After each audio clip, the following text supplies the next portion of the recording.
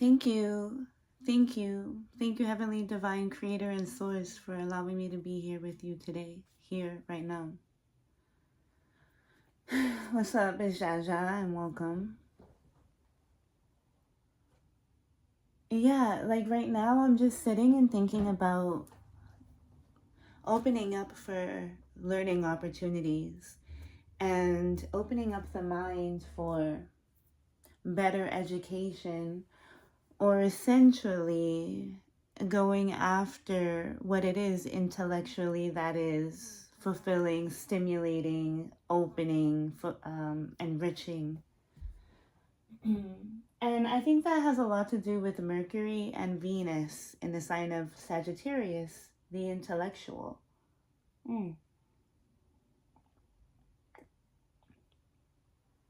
I mean, okay, maybe the intellectual might be more fit for Aquarius. Or is Aquarius the genius? And Virgo the intellectual? Gemini. But the philosopher, nonetheless, and the cultured specialist who is open to the big picture, that is open to the grand scheme of things, that is open and looking for and connecting to the higher vision, the higher realm, the higher planes, leading us to belief systems, and more so ones that are archaic and that have been tested with time. Now, the acts of devotion, or in the ways in which that spirituality is handled, would be more seen in the 12th house, as Sagittarius rules the 9th house. And this is where you could see the religion, where you can see the beliefs, where you can see the teachings. This is the college realm. This is the sports arena. This is, where the masters go to play, where the masters go to learn furthermore, where the masters go to put it all together, to put all the details into place, if patient enough, in order to see the entirety of it all. Now, the ability to actually break it down and refocus and apply discipline has a lot to do with the mercurial ruled signs, which would be Gemini and Virgo, taking that information, concretizing it, or applying it in a practical manner or format, and then kind of placing it in a more like experimental manner, or elevating the information so that it suits a divine property, so that it expands the mind into something larger than itself. It becomes the stairways to heaven, the 9th house. It becomes the opener of the higher mind, the place of study, location for the higher mind, right? Just opening up the mind in a way that it hasn't been before. And that can happen on so many levels. I mean, that could happen artistically, that could happen athletically, that could happen academically, that could happen, within the family sphere, within, relationship, within, again, spirituality itself, the continuing opening appearance, or the continuing opening valve or vessel. Okay, this pops out. My intention solely was to just tap into the present energy and to become present myself further, and to bring connection and greater understanding. I mean, like, quite frankly, because I feel like I was just like missing like my own frequency, my own energy, and just needed to attune. So I don't have a question. What I do understand is the opening of affluence in a way that like naturally incurs making moves that make you like, that get you smarter, that challenge you challenge you in a way that broadens your perspective, in a way that broadens your skill set, in a way that broadens the spirit and the way that one divines, if they would, or communicates, meditates, and even prays. Stand your ground is an energy of like the Seven of Wands, and it could be a defensive energy, so to speak. Seven. I think it's really about taking a stance and standing on that ground. Seven. Even if you've only been trying something anew or something new, or have newly applied pressure, or have newly applied pressure, have applied new pressure or greater pressures, you're being asked to not exactly stand your ground in an aggressive manner and or format, more so to not walk away from the podium, or to not walk away from the initial stance, even if that's just in a relaxed manner and form. Although this energy doesn't seem to appear very relaxed, but what it does look like to me is victory. But what it also appears to me looks like an eclipse. So like holding ground, holding steady, holding secure, holding deep while a chapter phases out, or like a life cycle phases in. And with the possibility of great discomfort of the unknown, reminding you to become and to stay present, grounded, still, poised, actualized, intentional. Did I say present? Here, meaning to just stick with the initial empowerment. Stick with the very thing that has you feeling empowered right now. And so perhaps you had an inkling to maybe walk away from something or to change direction. But with the Seven of stand your ground, it appears that that may be a premature your motive, but I think move or decision.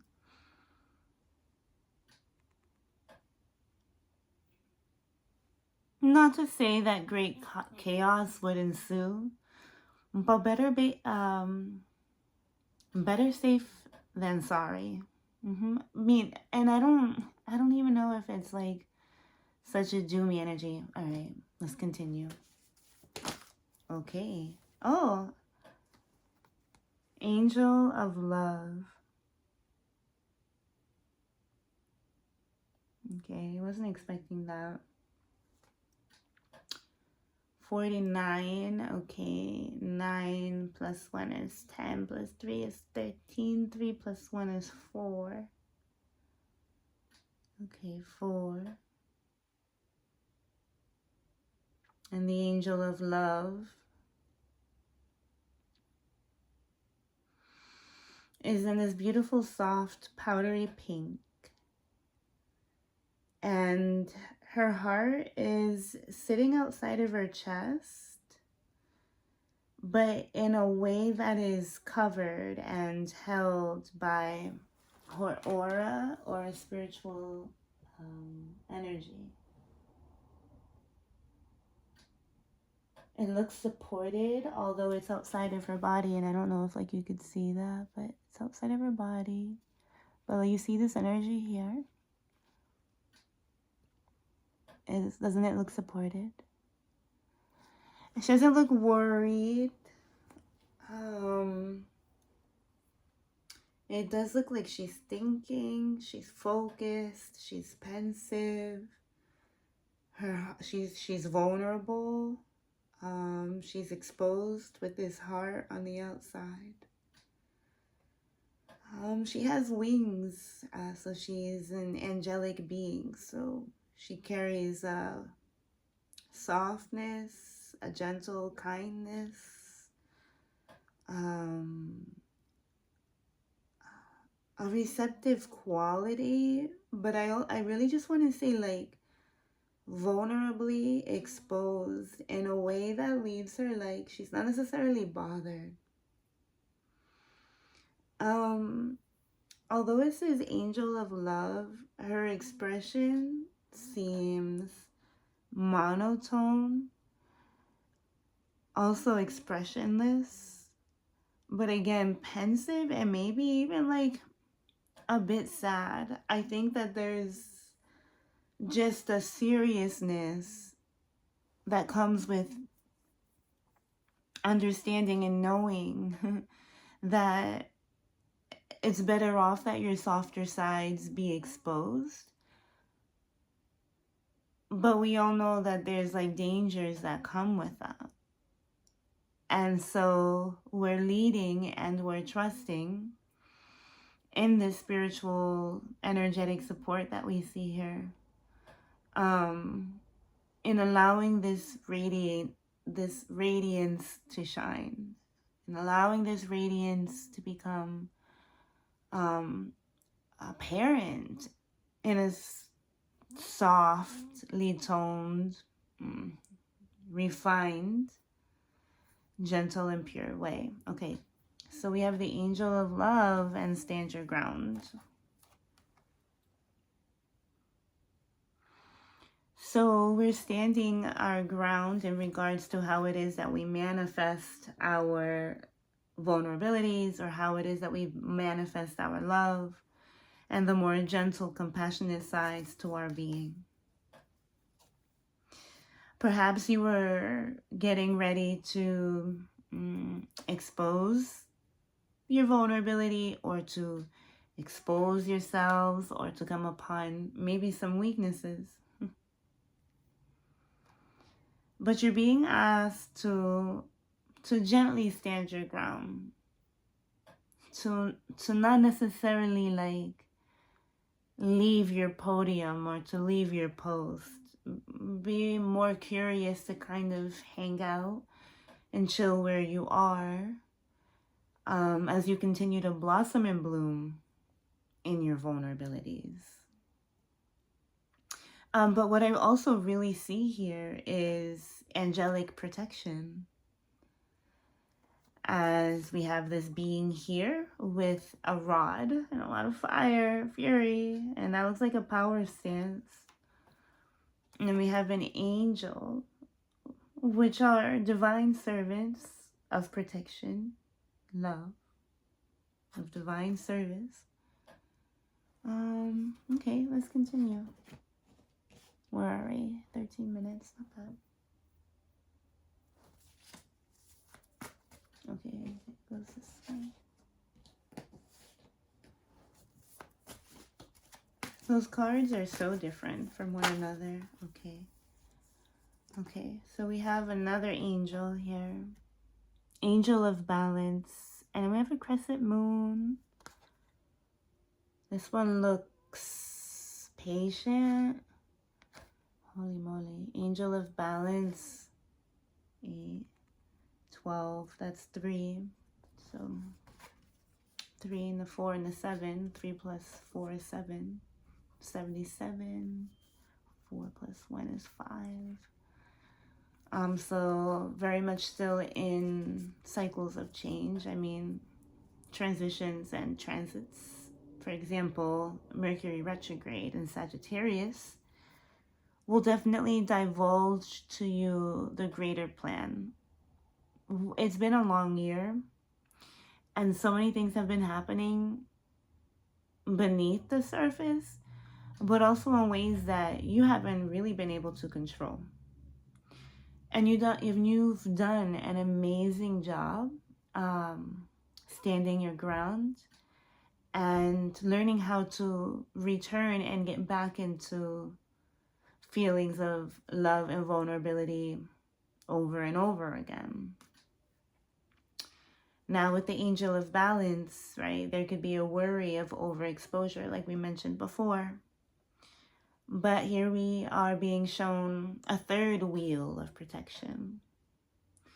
And this third wheel of protection is an overseer of time and space, and is here to monitor the natural transactions between you and life existence, as many lives collide together to become one and or something new. This reminds me of the energy of kind of standing at the precipice of a great fade out, a great change, a great closure, a great ending, and kind of timing the next maneuver in a way that tempers the self and cools the mind down in a way that allows for greater acceptance, greater submission, and altogether greater femininity, greater nurturing quality. And you will also now see, right, who now next will be receiving your nurturing qualities, who will be receiving your love, who will be calling upon your love. And also, you will be becoming furthermore aware of those who may be asking for the love, but more so asking for the energy and time exchange as well as exchanges. Time in that sense can become frozen, and to become patient in those moments as time and life seem to stand still. But in these moments of stillness and or kind of like setbacks are the greatest transitions happening and that you will soon become aware of.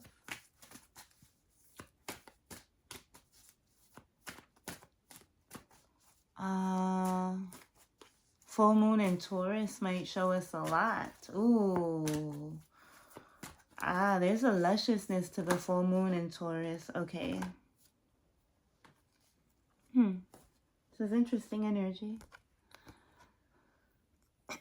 So we have the broken heart and universe.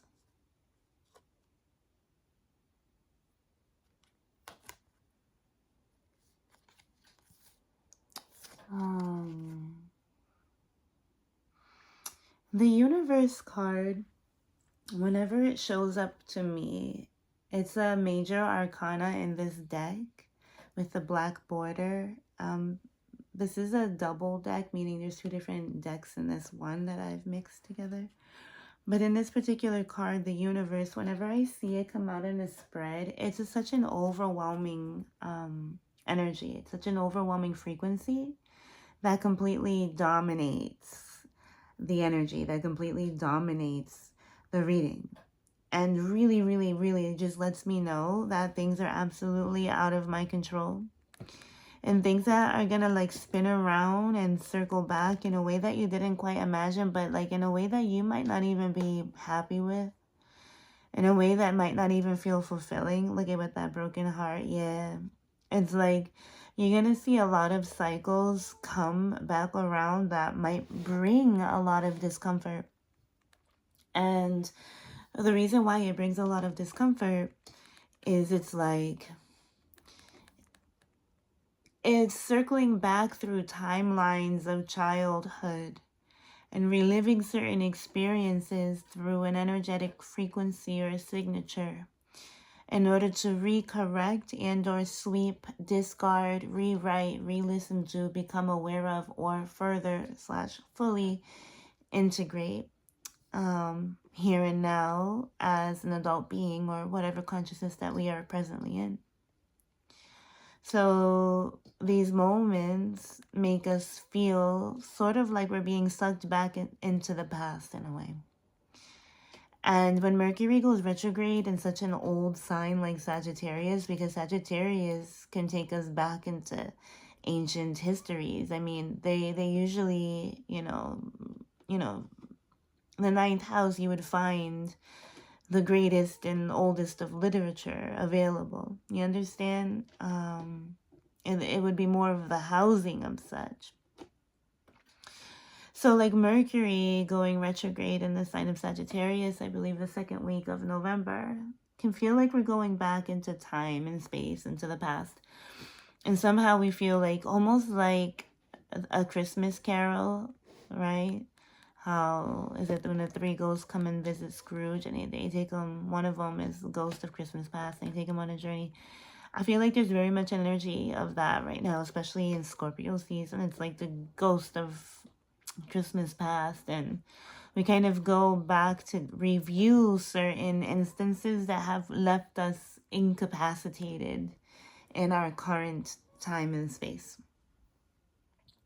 So the greater understanding of this energy is that it's meant to bring things to a conclusion with the circular energy that is present in this universe card. It's very circular, secular, and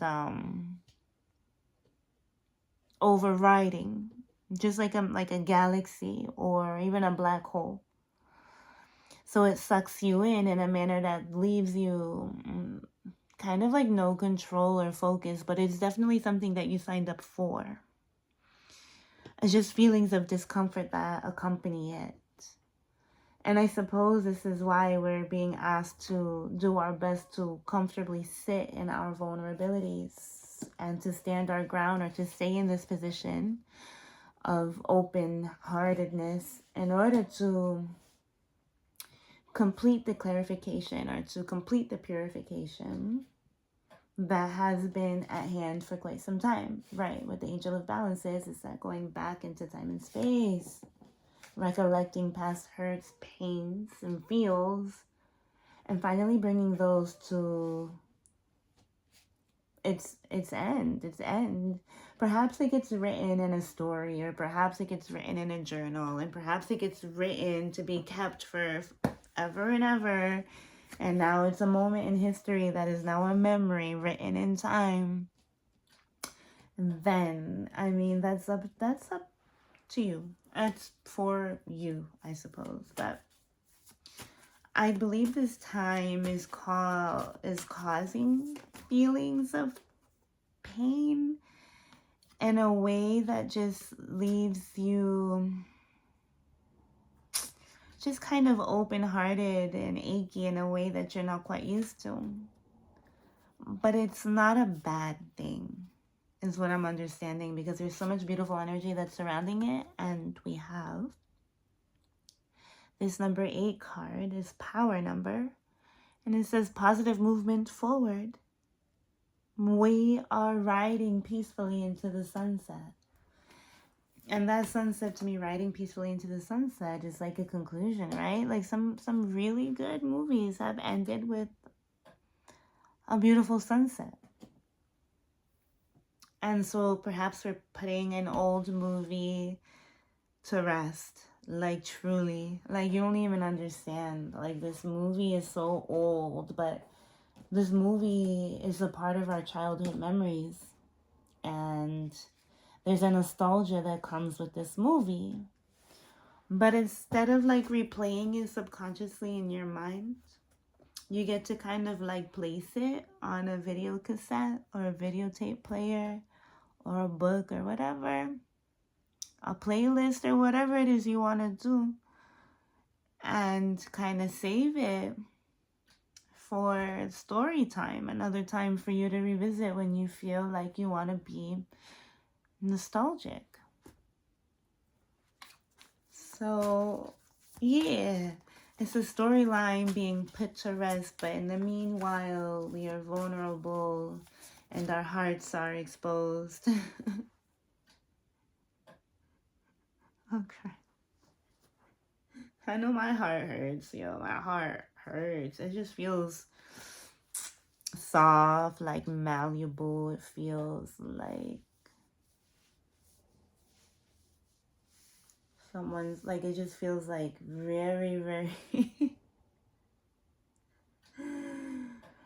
kind of worked in. And you know what's so funny? Like, when I hug my mom, sometimes she has such a rough exterior, but when I hug her, she has the most vulnerable heart center.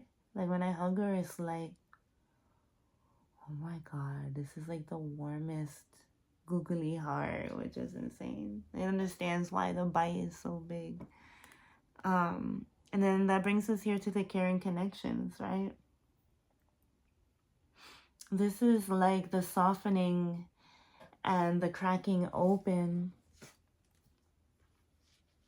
of the heart in a way that, like, changes us forever.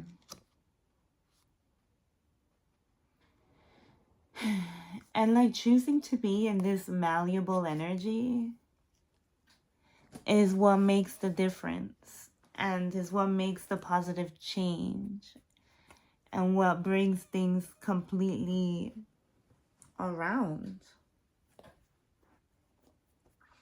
A soft heart, a broken heart, a mended heart, an extended heart, an exposed heart. Life is gonna bring you back into vulnerability over and over again. So I suppose, like, that, okay. So I suppose I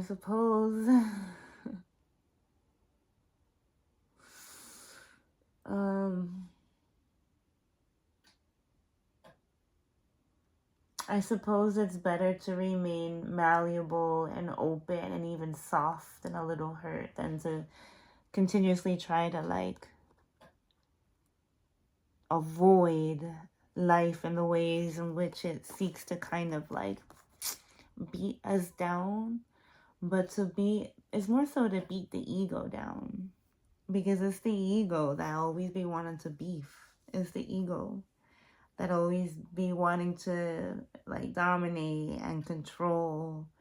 And the ego is the one that cannot take a seat back, that can't really be like, and can't take no perceived losses. But life is a game of wins and losses. But those losses are only perceived. Everything in life is meant to, to propel us forward. You understand? And here we have movement, choices, decisions. Okay, so that's the chapter that we're closing out. And then we have the shadow. Okay, so there's obviously a shadow aspect still being played out here. And this is why we're being told to stand the ground. Because the shadow is still obviously very present in regards to our caring connections. And so the shadow here comes to let us know, okay, that there are still very strong movements, choices, and decisions that still have to be made. But that clarity isn't necessarily available because there's like a tug of war or an overriding presence of a shadow element that is meant to, be put to rest.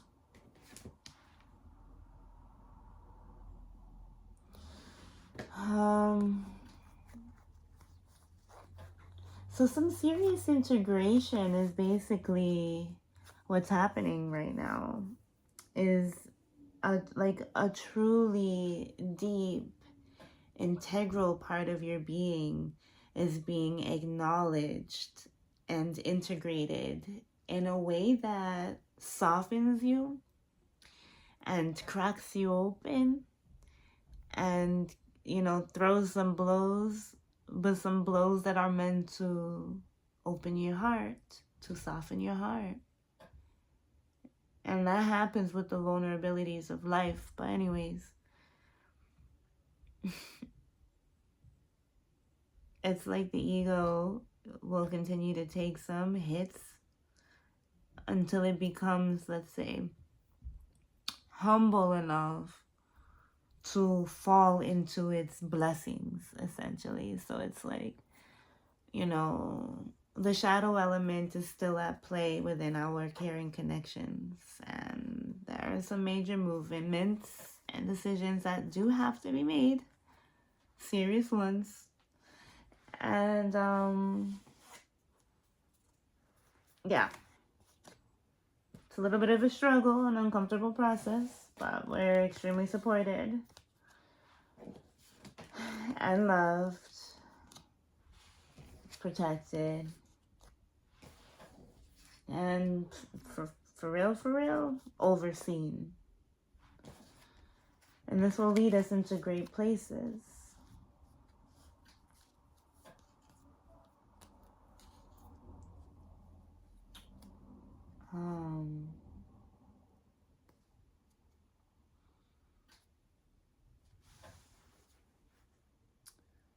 Yeah, with the air of just like uncertainty, but remaining, I suppose, like classical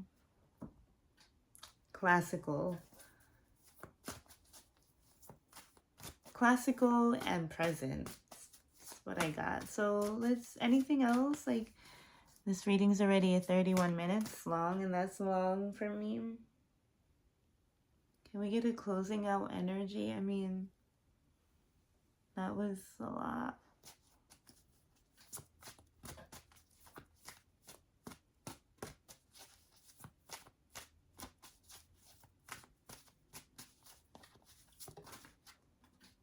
Let's see what this is. Oh. Strategy. Okay. So 2 + 1 is 3. It's expansion of the mind, but it's also a map.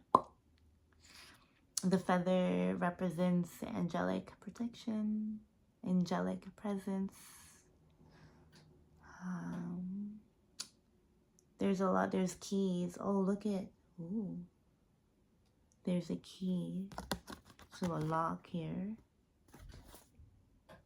Something's being unlocked. There's a strategy at play. There's a grand scheme, grand strategy at play. Oh, something's being unlocked.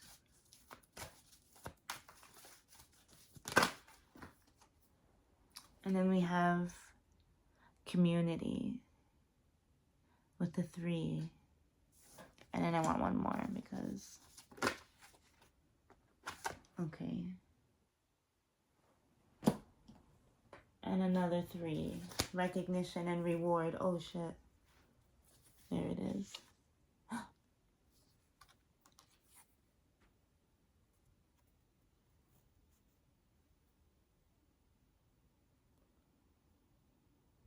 Okay. Partnerships and alliances. 3. This is the grand finale, like the fireworks at the end of a fireworks show. This is it, okay? 3,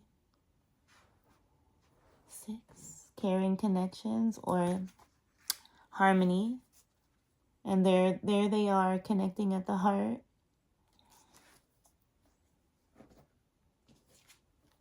3 + 3. Wait, that was weird. 3 + 3, 6. 2 + 1, 3. And 7. Okay. Now, with strategy, okay, there's a plan in play. And it's going to unlock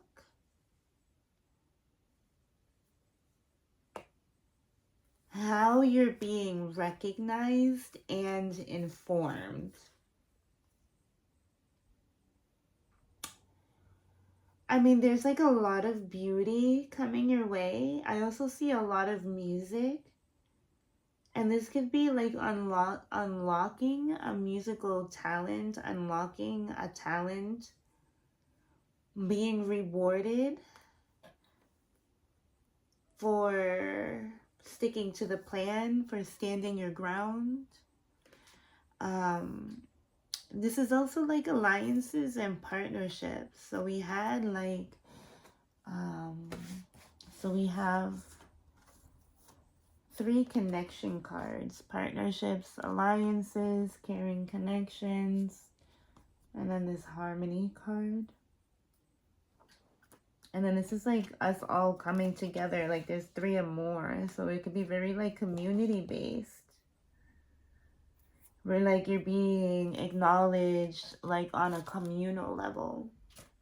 Where this acknowledgement for standing your ground in this partnership and alliance in which you're coming into, you will be recognized for it on a large scale. Meaning like it's something that you're going to be known for, something that you're going to be attached to, something that will adjust your title, something that will adjust. It could be involved, it can be contractual as well. And it's of benefit. It's of beneficial change. So to also become aware of like upcoming agreements and or partnerships within your community, because based on how you handle the situation in particular will really determine how you move forward, how you elevate, or even how like you become like, even how you get like promoted to the next level. And this could be in any like, in any scenario. It's like you held this title or no title, and then all of a sudden you're now ranking or have been titled such and such. And this is for sticking to your morals, standing your ground, remaining in love, accepting your vulnerabilities, allowing, time, space, and healing, allowing the universe to intercede, to intercept, to lead.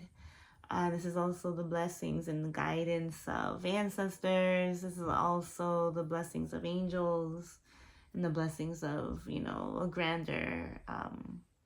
grander scheme or a grander storyline or like a grander journey. It's really, really, I'm like saying like really big on new book, really big on new page, like really big, like that's all like the end beginning. That's what I got. The end beginning. And yeah, that's what I have for you this evening, and I'll talk to you soon. Good night.